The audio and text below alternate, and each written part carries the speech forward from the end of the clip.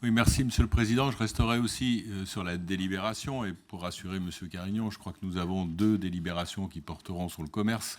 Donc je pense que la discussion qui effectivement n'a pas pu avoir lieu à l'issue, on a trouvé ça un petit peu bizarroïde puisqu'il y avait eu des prises de parole après Vancorex. On attendait, ma collègue Émilie Chalas qui souhaitait intervenir attendait et du coup ça s'est pas fait. Mais on interviendra plus tard puisque ce sera. Moi je vais rester sur cette délibération qui est extrêmement importante puisqu'il s'agit d'un sujet certes technique, mais en même temps ô combien essentiel pour notre agglomération, qui est comment nous assurons, comment nous maximisons plutôt, puisque les dispositifs existent déjà, comment nous maximisons notre intervention sur le patrimoine bâti, et qui est un des plus gros, Pierre pourrait rappeler les chiffres, qui est un des plus gros émetteurs de gaz à effet de serre, et en même temps un de ceux où nous avons un gisement qui est le plus important, et avec en général des travaux d'ailleurs qui ne sont pas uniquement sur la partie environnementale, mais qui induisent des éléments de confort pour les usagers, etc. Donc c'est un dossier extrêmement important sur lequel,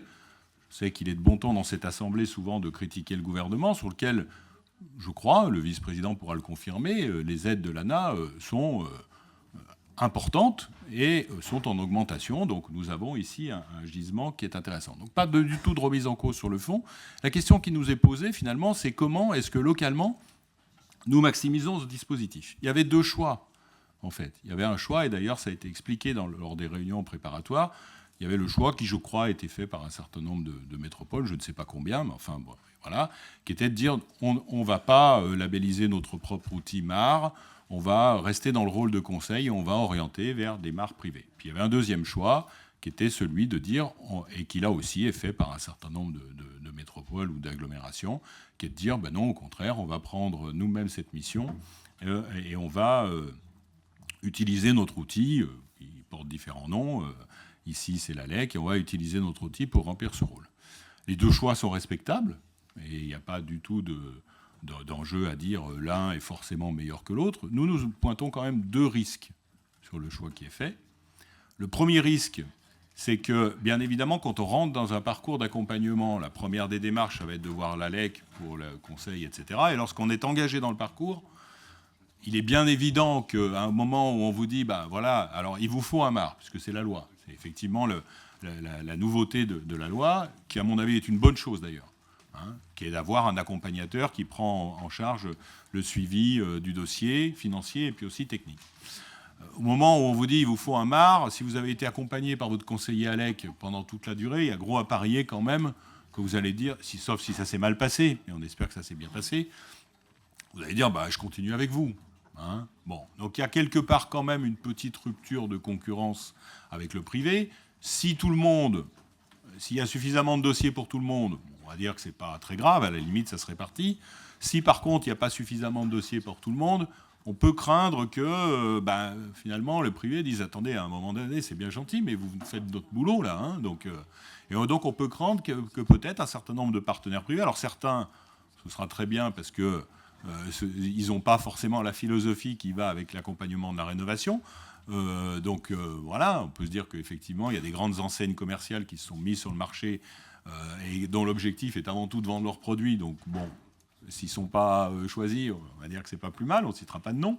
Mais pour d'autres, par contre, ce sont des prestataires qui travaillent aujourd'hui très très bien avec l'ALEC, que l'ALEC recommande, et donc on peut se demander ce qui pourrait arriver dans ce cas-là.